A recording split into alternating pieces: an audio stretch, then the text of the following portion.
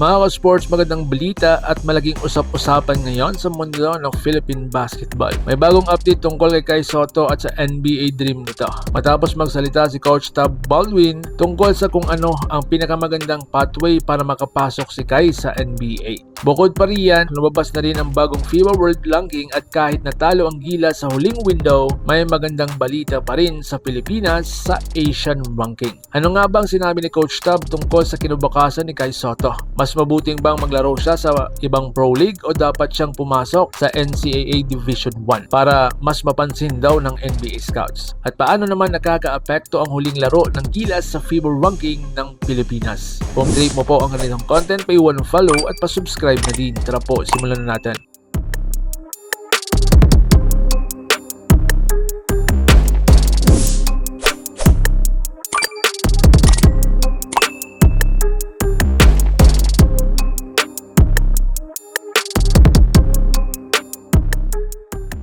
Mga ka-sports, Kai Sotto at ang kanyang NBA dream. Isa sa pinakamainit na usap-usapan ngayon ay ang kinabukasan ni Kai Sotto at kung saan ba talaga siya dapat maglaro para mas mapalapit siya sa kanyang NBA dream. Sa isang panayam kay Coach Tab Baldwin, tinanong siya kung siya ang maging handler o advisor ni Kai, ano ang pipiliin niya